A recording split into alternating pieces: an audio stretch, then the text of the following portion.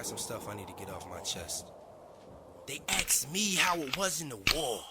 What up, soldiers? Texas Girl 409, aka the Iraq Veteran Gamer, bringing you another installment of War Stories.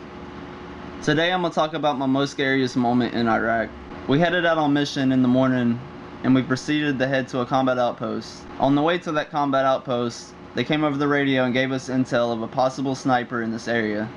Our mission was to escort our major around in the Palestine market to look at barriers we put up to help protect the Iraqis from VBIDs, vehicle-borne improvised explosive devices, aka car bombs.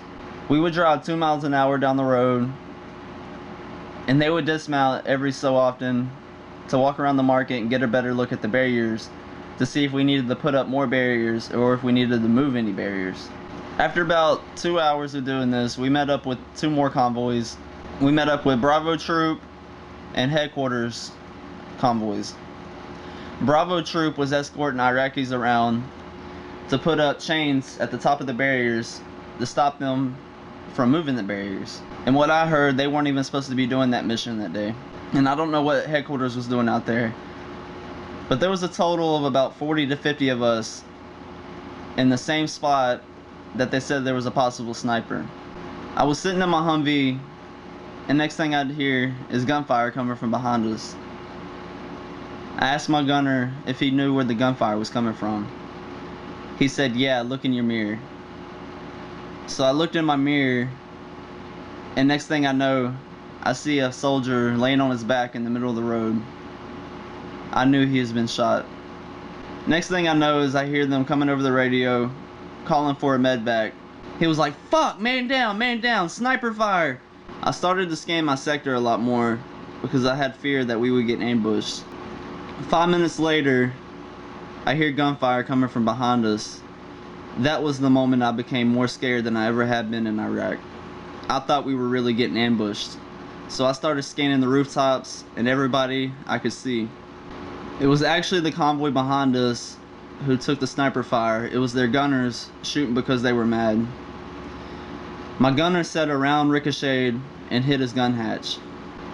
Next thing I know, the people who were dismounted in our vehicle came back running to take cover in our vehicle because the threat of getting ambushed was always there.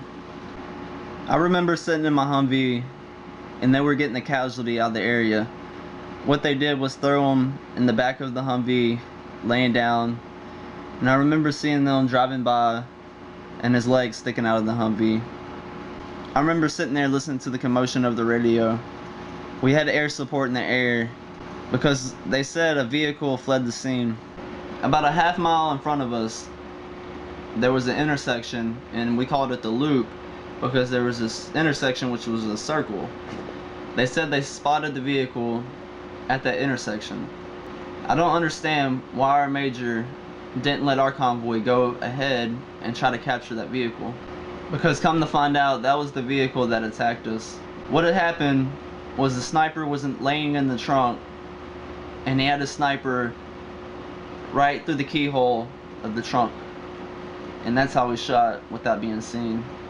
A couple days later they ended up capturing that man. So after all this, we proceeded on with our mission.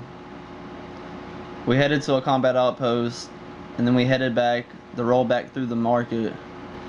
I don't know why, but our major ended up dismounting again right where the attack happened.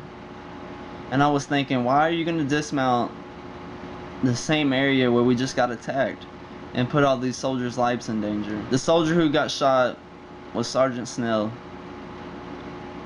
I remember sitting through his memorial service and hearing that he had 3 kids, a wife, that he played minor league baseball. I remember hearing that he had a college degree and he could have become an officer, but he enlisted as a regular soldier because he wanted to be there for his men. A month before he got killed, I remember sitting down and talking with him, and he was talking about his plans after the army, how he was going to go into law enforcement. It never affected me until I was in a PTSD program. The first day I got to the program, we took a bus to go watch a movie, and on the way back from the movies, I was sitting next to the window and I had a flashback, a dreamlike flashback.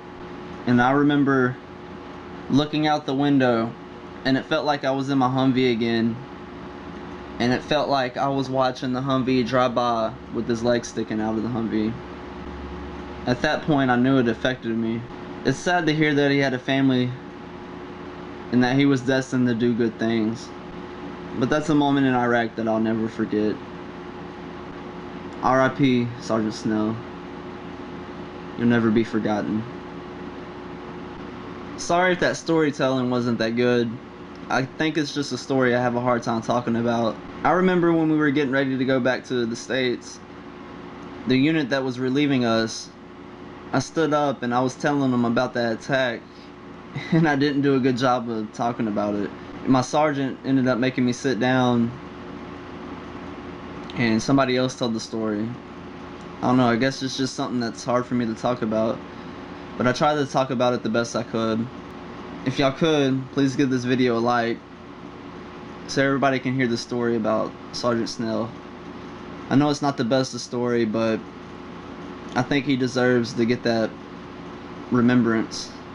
And please comment below RIP Sgt Snell. Until next week, peace bitches.